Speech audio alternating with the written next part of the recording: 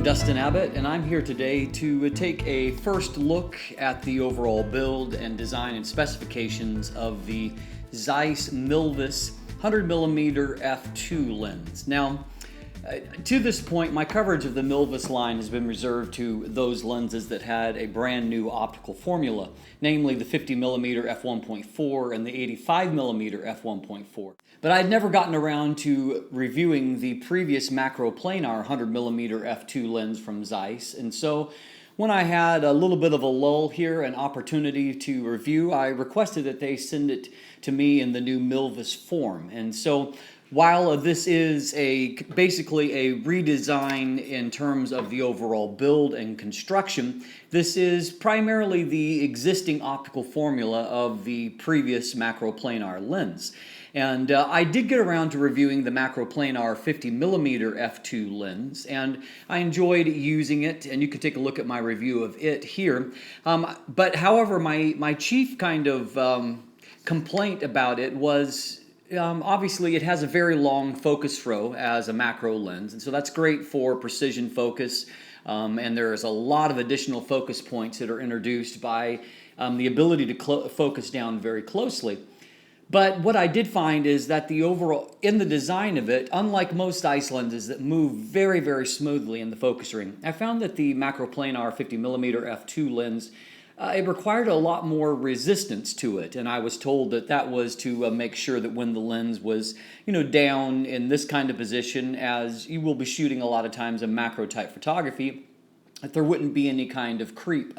Now, while I could recognize the truth of that, when it came to practical shooting, I found that in many situations I didn't like the focus feel of the macroplanar 50mm lens, which is very unusual because usually Zeiss lenses are fantastic to focus.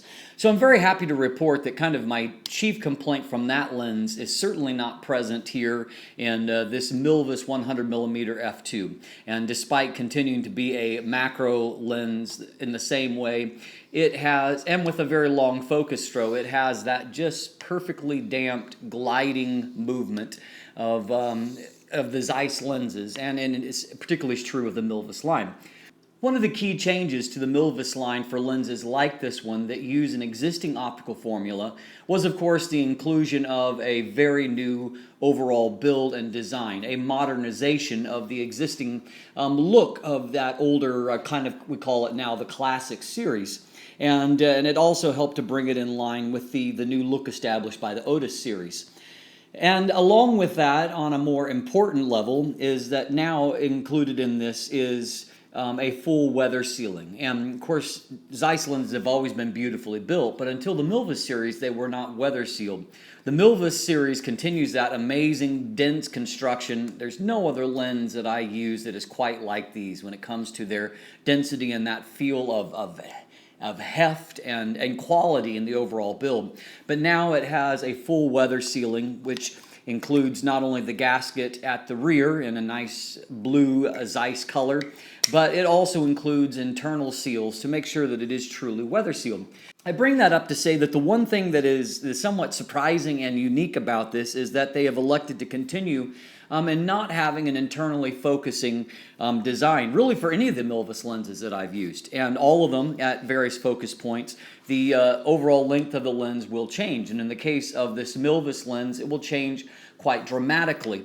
And so often that is a way that dust can get into a lens, and it's one of the reasons why a lot of alternatives tend to be internally focusing and have a fixed length.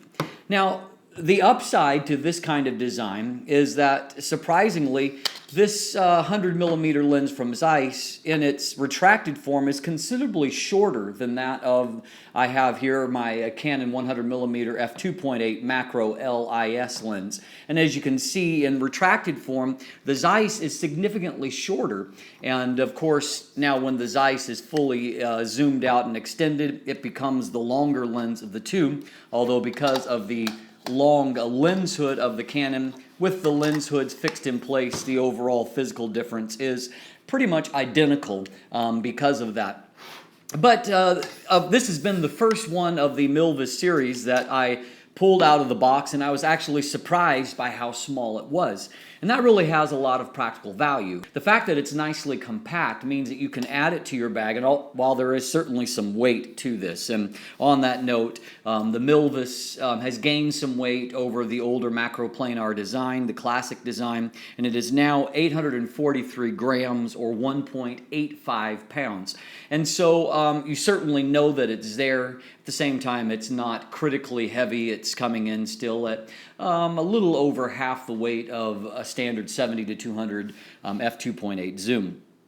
And by comparison, my Canon, which obviously has a much different kind of overall build, engineered plastics as opposed to a metal barrel, but it does have both autofocus and an image stabilizer, and it comes in at 625 grams. And so certainly noticeably lighter in the overall feel, and like all of the Zeiss lenses, there's a unique feel of density to this lens as opposed to the Canon. Now, to look at some of the other specifications, it's a 100 millimeter lens. It has a maximum aperture of f2, which, as I've already mentioned, is a full stop brighter than basically all of the other full frame macro alternatives to it. It has a minimum aperture of f22, which is actually quite a bit less than what some of the other macro lenses are, which will often go down to more like f32. It has a minimum focus distance of 1.44 feet or 44 centimeters. A little bit more working distance than what you might expect, but the reason for that, of course, is that it is not really a true one-to-one macro lens. And so if you're looking for maximum magnification, it's not going to be your top choice because it only does a 0.50 times magnification, what is known as half life-size reproduction, whereas the Canon lens and a number of other alternatives from Nikon, Sigma, Tamron, Tokina, all of them come in at a full 1-to-1 maximum reproduction ratio. And so it's only going to give you half the life-size reproduction is what this lens will, which is why I say that maybe identifying this as a macro lens does it a bit of a disservice because it puts us into a situation where it's being kind of directly compared for its macro ability. And I note, interestingly, that while the previous generation, the classic version of this lens, was known as the Zeiss Macroplanar T-Star lens, this is just identified as the Milvus 100mm f2 lens. And so they've dropped the whole macroplanar designator, and I think because it probably gave people a false impression. And so they're looking at it solely as a macro lens, and they say, hey, that only does half the magnification as what other lenses do, and they overlook it. The reality is that I look at this lens as being a really great portrait, general purpose shooting lens. It's good for everything from landscapes, and as I said, really great as a wedding lens. But at the same time, I think that it just has the ability to focus down much closer and give you much more magnification than what competing 100mm lenses do. For example, Canon has a very nice, inexpensive, relatively inexpensive 100mm f2 lens, but its maximum magnification is only 0.14 times. It has very low maximum magnification, more like a typical 85mm lens, whereas this lens gives you all of that versatility of the f2 aperture and being incredibly sharp corner to corner. But at the same time, it also gives you the ability to focus down much more closely and to have much more magnification than what alternative lenses would have. Probably because it doesn't have the full 1-to-1 magnification, it is a simpler optical formula than what the Canon is. And in fact, the Zeiss is only 9 elements in 8 groups. And both of them share a 67mm front filter thread. Of course, the Zeiss's filter threads are metal as opposed to being plastic. And so, and overall, some of those dimensions they do share. Now, when the barrel extends, just kind of look at the physical aspect. It actually extends out from the center portion in both directions. And so this center portion actually, not only does it rotate around, but then also the inner barrel will extend out further. In practical use, when it's mounted on a lens, that may, looking at it just taking place physically, it may seem somewhat awkward. But the reality is that when you're involved in the actual focus process, you really don't notice that happening at all. You simply just notice, your overall shifting of focus. And I would say that because the working distance is still relatively large, again, 44 centimeters or almost 1.5 feet, it means that even though the barrel is extending, you're not right on top of your subject or worrying about shading it anyway. And when it comes to the actual, focus process, if you're using it in macro settings, the reality is that a lot of macro shooters prefer a manual focus because it means that in those very, very minute focus distances where getting the correct focus that you want and missing it altogether is like splitting hairs. That the ability to not really have to worry about getting a focus point on where you want to focus and just manual focus, that's what a lot of macro photographers do anyway. And so, of course, if that's primarily what you do, you're going to love the focus ring and focusing action on the Milvus lens. But certainly Zeiss has done a nice job of updating this lens and really, I think, giving it quite a practical form factor. Yes, it's still heavy. Zeiss lenses are, and if you don't like that, then Zeiss lenses aren't for you.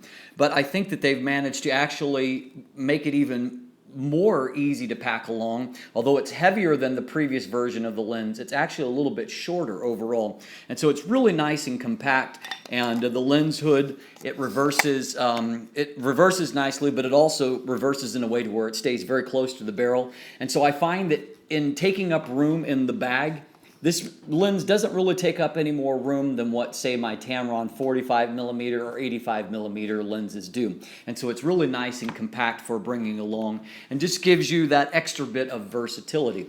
Now, of course, the downside, or one of the downsides whenever you're dealing with a Zeiss lens is the price. And they are priced expensively, no doubt about it. This Milvus 100mm f2 lens is right now at B&H Photo. It's available for $1,843.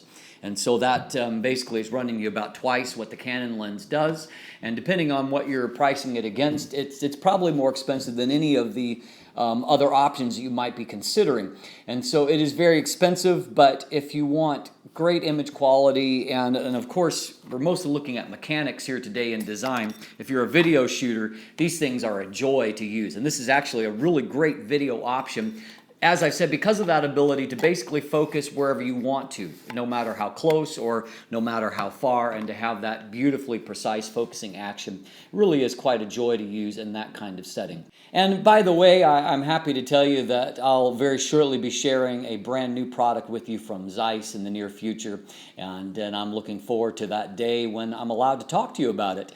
In a week or so, I'll be delivering my final verdict on the lens as well as breaking down the image quality in detail. But in the meantime, if you want to see more images from the lens, I've got an ongoing image gallery with a link to it down in the description below. So take a look at that and check out my website. If you haven't already, you can follow me on social media as well. I'm Dustin Abbott. Thanks for watching today, and if you haven't already, please click that subscribe button and have a great day.